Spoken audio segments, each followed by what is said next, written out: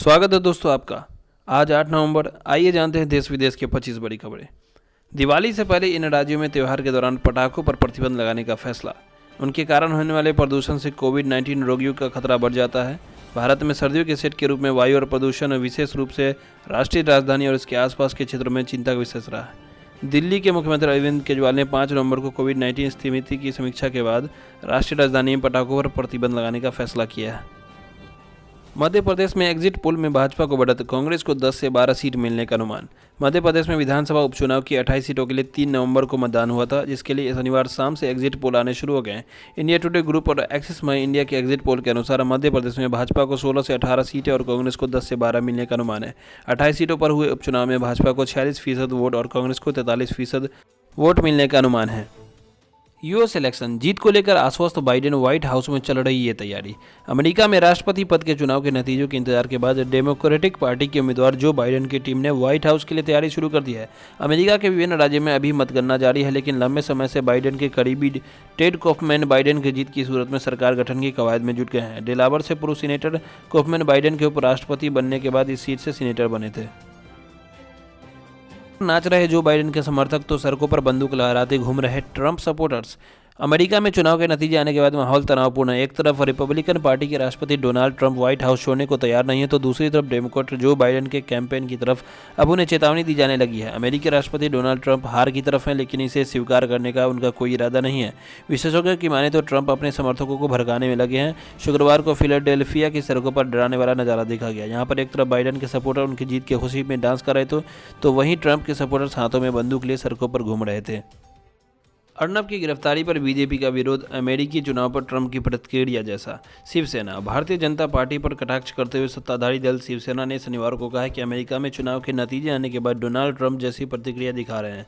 TV पत्रकार अर्नब गोस्वामी की गिरफ्तारी पर भाजपा द्वारा वैसा ही शोर मचाया जा रहा है। शिवसेना के मुखपत्र सामना में प्रकाशित संपादकीय में कहा गया कि हार के करीब पहुंच चुके ट्रंप ने जो प्रतिक्रिया दी उससे उस पद की गरिमा को ठेस पहुंचती जिस पर वह हैं। दिल्ली के कॉलेजों ने रखे 40-40 हज़ार के सिक्योरिटी गार्ड, ऑडिट में खुली पोल।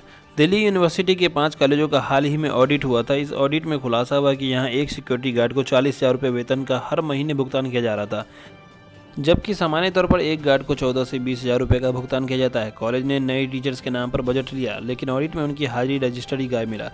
गौरतलब है कि ऑडिट शुरू होने से पहले ही कॉलेज ऑडिट का विरोध कर रहे थे। 16 नवंबर से इन राज्यों में खुल रहे हैं स्कूल। देश में कई राज्य अब स्कूल कॉलेज खोलने को फैसला ले रहे हैं। इसी कड़ी में पंजाब का भी नाम जुड़ गया है। उत्तर प्रदेश, बिहार, जम्मू कश्मीर, उत्तराखंड सहित कई राज्यों में 15 अक्टूबर से स्कूल खुल चुके हैं।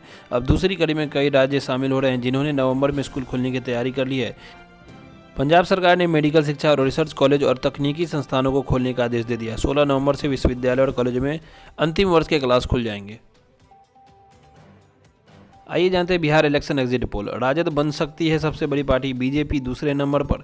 बिहार विधानसभा चुनाव में तीसरे चरण की वोटिंग खत्म होने के बाद अब सभी की नजरें परिणाम पर टिकी है। वोटों की गिनती तो 10 नवंबर को शुरू होगी, लेकिन एग्जिट पोल के मुताबिक एनडीए और महागठबंधन में कांटे की टक्कर है। रिपब्लिक जन की बात, एग्जिट पोल के मुताबिक बिहार में महागठबंधन की सरकार बन सकती है। एनडीए को 37 से 39% की वोट और के साथ 91 से 117 सीटें मिल सकती हैं। वहीं महागठबंधन को 40 से 43% वोट शेयर के साथ 118 से 138 सीटें मिल सकती हैं।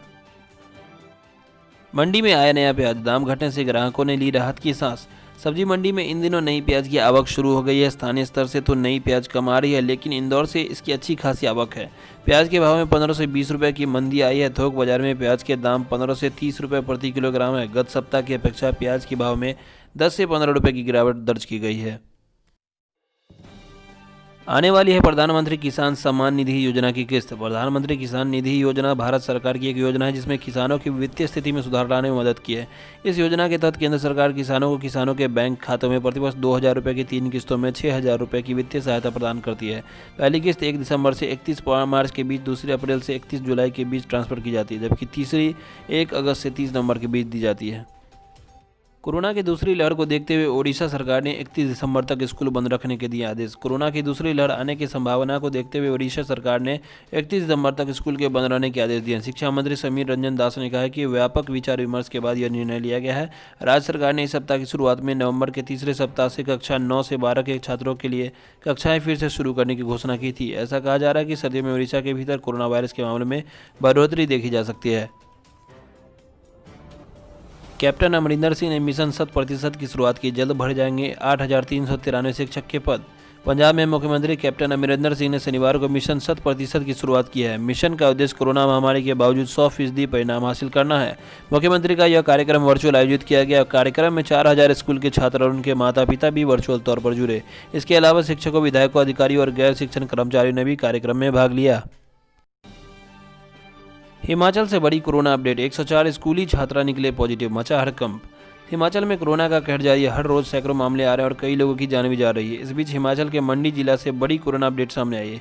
राज्य में एक साथ 104 विद्यार्थियों को कोरोना संक्रमित पाए जाने का मामला सामने आया है। इससे अभिभावकों के साथ साथ शिक्षकों में भी हड़कंप मच गया है। जोगिंद्रनाथ के सोझा तिब्बती स्कूल में 101 विद्यार्थी कोरोना संक्रमित पाए गए, जबकि 3 संक्रमित छात्र कोट स्कूल के हैं। तिब्बती स्कूल के छात्र बाहरी राज्यों से यहाँ पढ़ने आए हैं। सरकार का बड़ा फैसला, रद्द कर दिए लाखों राशन कार्ड, सामने आई ये बड़ी वजह। भारत की केंद्र सरकार एक राष्ट्र एक राशन कार्ड पर तेजी से काम कर रही है। सरकार की तरफ से पब्लिक डिस्ट्रीब्यूशन सिस्टम पीडीएस से 43,90,000 फर्जी और अवैध राशन कार्ड को रद्द कर दिया गया है। सरकार ने यह कदम इसलिए उठाया कि योग्य लाभार्थियों को राष्ट्रीय खाद्य सुरक्षा अधिनियम NFSA के तहत सब्सिडी वाला अनाज वितरित किया जा सके। डुप्लीकेट कार्ड को चिन्हित करना है जरूरी। इस संबंध में खाद्य मंत्रालय ने एक अधिकारी ने बताया कि डुप्लीकेट कार्ड को चिन्हित करना जरूरी है। साल 2013 से पहले बड़ी संख्या में फर्जी और डुप्लीकेट राशन कार्ड थे। पटाखों पर बैन विरोध में उठने लगी है आवाज। आरएसएस के संगठन लेकर डीएमके तक ने खोला मोर्चा। बता दें कि आरएसएस से जुड़े संगठन स्वदेशी जागरण मंच ने दीपावली के मौके पर पटाखों पर पूरी तरह से प्रतिबंध लगाए जाने का विरोध किया है। मंच की ओर से लिखित बयान जारी कर कहा गया है कि दिवाली पर पटाखों पर पाबंदी लगाना सही नहीं है। उधर लोकसभा में डीएमके के नेता टीआर बालू ने भी केंद्र सरकार को खत लिखकर कुछ राज्य सरकारों की ओर से पटाखों पर पाबंदी लगाने की फैसला को आश्चर्यजनक और चौंकाने वाला फैसला करार दिया है और पटाखा उद्योग से जुड़े लोगों को अनुदान देने की मांग की है। अनलॉक 6 गाइडलाइंस, अब जितनी सीट उतने ही यात्री, नहीं देना होगा ज़्यादा भाड़ा, ये है नई गाइडलाइंस। बता दें आपको कि जब तक दवाई नहीं तब तक ढिलाई नहीं स्लोगन के साथ राज्य में व्यावसायिक वाहनों को परिचालन को लेकर परिवहन विभाग ने शुक्रवार को आदेश जारी किया है। यह तत्काल प्रभाव से लागू होगा। इसके तहत बस सहित अन्य व्यावसायिक वाहनों में सीट से ज़्यादा सवारी ले जाने पर कार्रवाई की जाएगी। पहले की तरह वाहनों में सोशल डिस्टेंसिंग नहीं होगा, मतलब जितनी सीट उतने यात्री बैठाए जा सकेंगे। मास्क पहनना अनिवार्य होगा। आदेश में स्पष्ट कहा गया कि कोई भी वाहन मालिक किसी भी प्रकार का वाहन भाड़ा या किराए में बढ़ोतरी नहीं कर सकेगा। अर्नब गोस्वामी को आज भी नहीं मिली जमानत। अंतरिम याचिका पर हाईकोर्ट का फैसला सुरक्षित। आत्महत्या के लिए उकसाने के लिए 2 साल पुराने केस में गिरफ्तार रिपब्लिक टीवी के editor in chief Arnab Goswami को शनिवार को भी जमानत नहीं मिली है। बॉम्बे हाईकोर्ट ने अंतरित जमानत याचिका पर सुनवाई करते हुए अपना फैसला सुरक्षित रख लिया। याचिका पर सुनवाई करते हुए हाईकोर्ट ने कहा कि सभी पक्ष सेशन कोर्ट जा सकते हैं। बता दें कि अर्नब गोस्वामी ने आर्किटेक्चर, इंटीरियर डिजाइनर अनवय नायक और उनकी मां की आत्महत्या के मामले में अपनी गिरफ्तारी को चुनौती नहीं देने के साथ अंतरिम जमानत का अनुरोध किया है। नेपाल में भड़का विवाद, ओली ने गुपचुप बदला देश का नाम, पार्टी में उठी विरोध की आवाज़ें। बता दें आपको कि नेपाल में अब देश के संवैधानिक नाम को लेकर खड़ा हुआ विवाद अब और भी तीखा हो गया है।